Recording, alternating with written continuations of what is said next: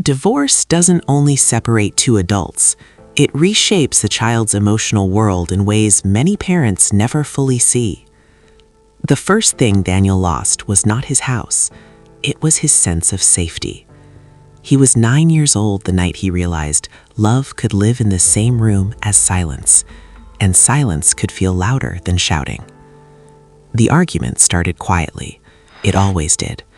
Low voices behind a half-closed bedroom door. The television was on in the living room, but Daniel had turned the volume down. He didn't want noise. He wanted to hear. Children become alert when stability shifts. They don't always understand the words, but they understand tone. And tone is everything.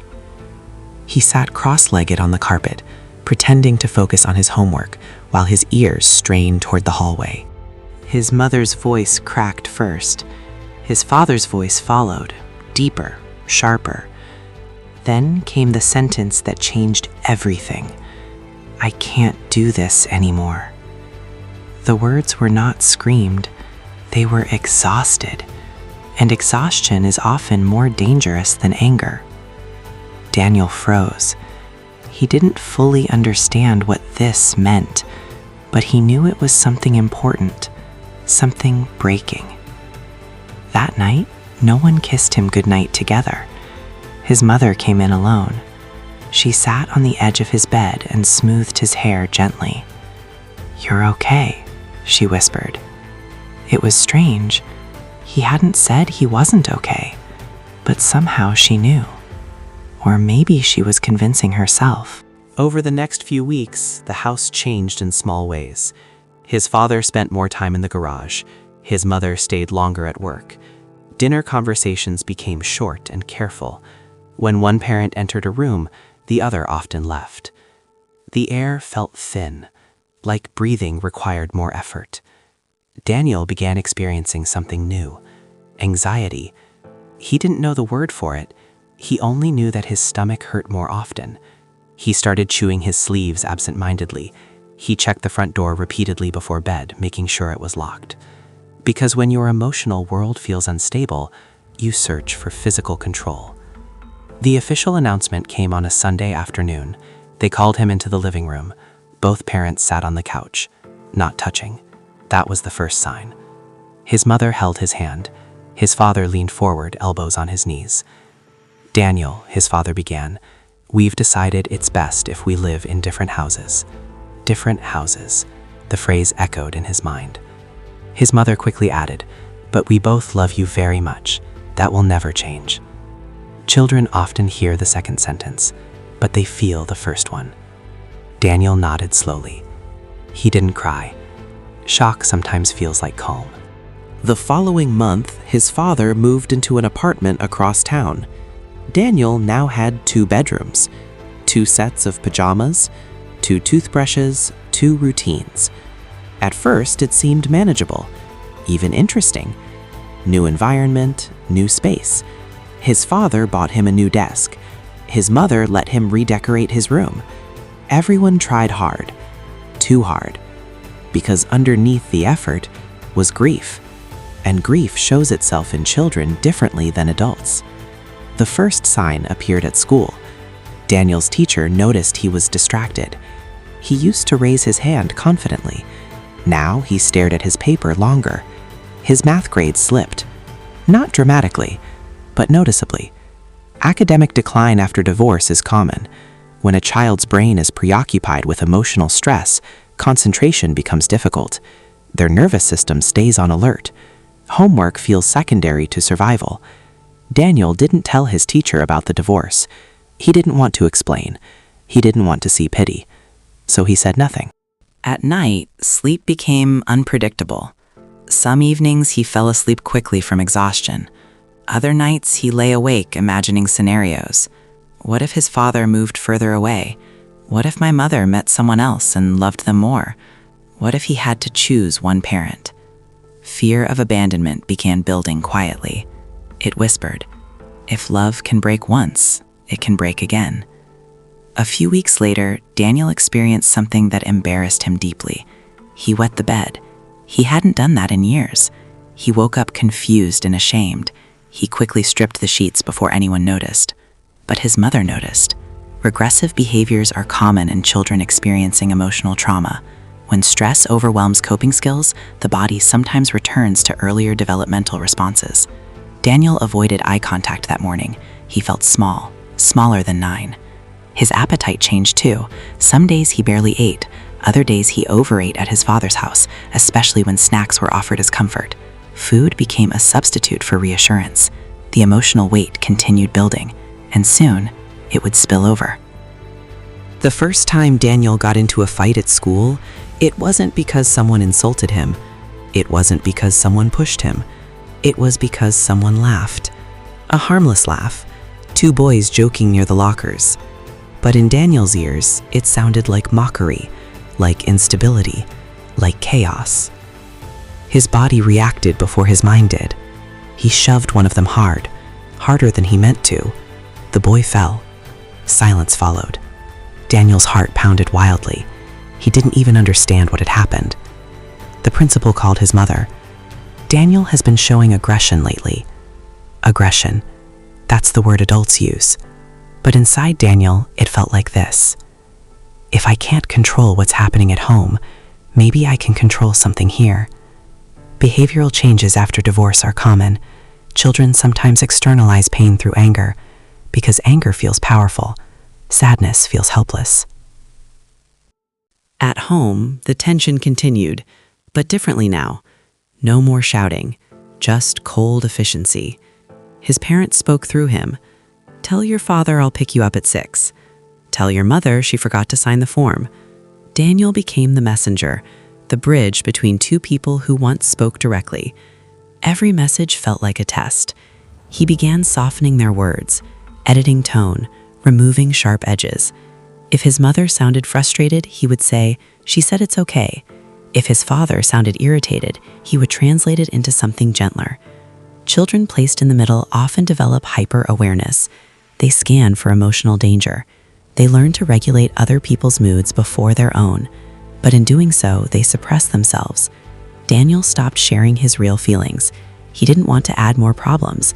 He became the strong one, the easy one, the cooperative one. But inside, he was unraveling. Socially, something shifted too. At birthday parties, when other kids' parents arrived together, Daniel felt an invisible ache. When classmates complained about their parents arguing, he felt confused. At least arguing meant both parents were in the same house. He stopped inviting friends over. Which house would he invite them to? What if they asked questions? Withdrawal became easier than explanation. Trust quietly began eroding. If his parents' promises of forever could dissolve, what did that say about other relationships? This is one of the hidden impacts of divorce. Children begin questioning permanence. They may struggle later with intimacy, with commitment, with believing stability can last.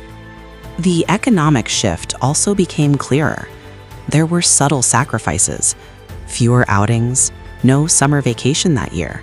His mother worked later hours. His father mentioned budget constraints. Daniel overheard conversations about legal fees. He pretended not to hear. But children absorb financial stress like humidity. Even when unspoken, it fills the room. Economic instability after divorce often adds another layer of anxiety for children. Home is not just emotional safety, it is financial predictability. When both shake at once, insecurity deepens.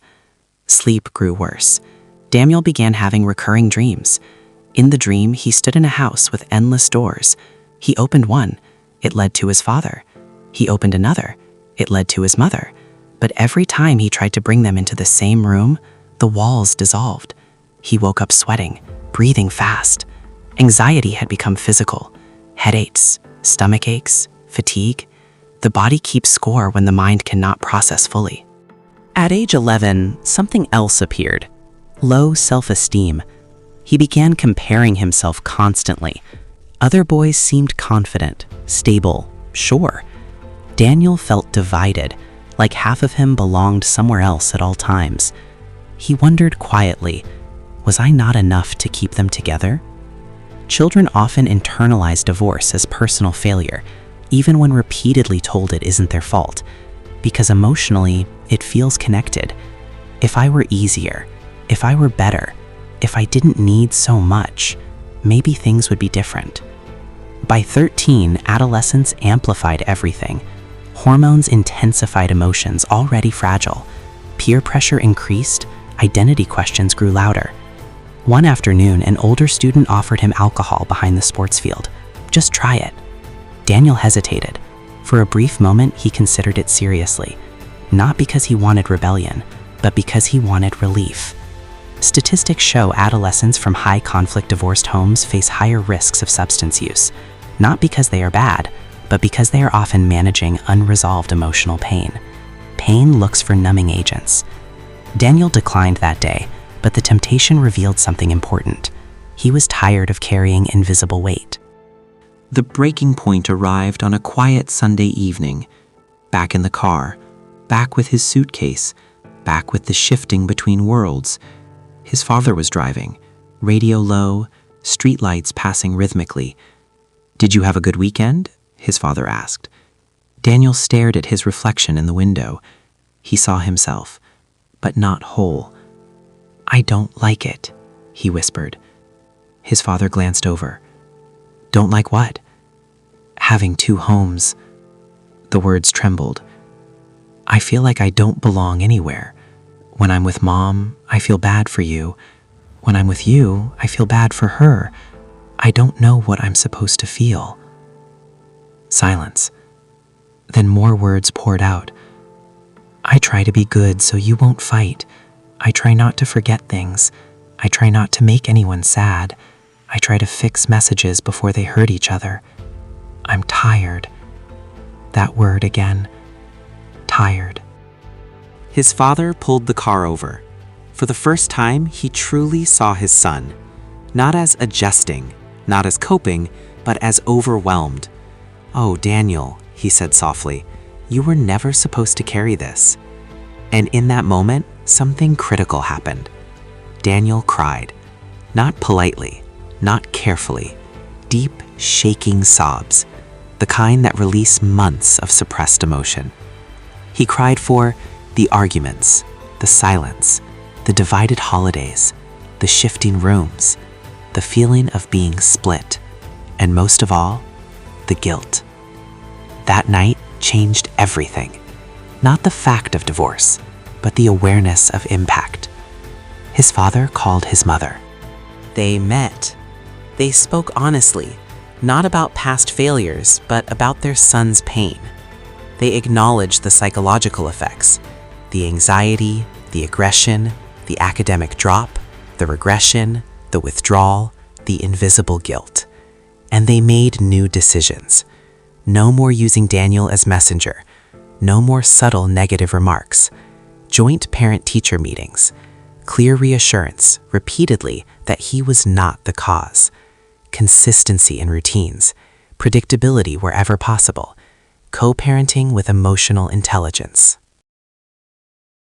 Healing did not happen overnight, but gradually, his sleep improved, his grades stabilized, his anger reduced. He laughed again, not forced, but free. The bedwetting stopped, the headaches faded, the heavy silence lifted. 2 homes remained, but emotional stability returned, and that made all the difference.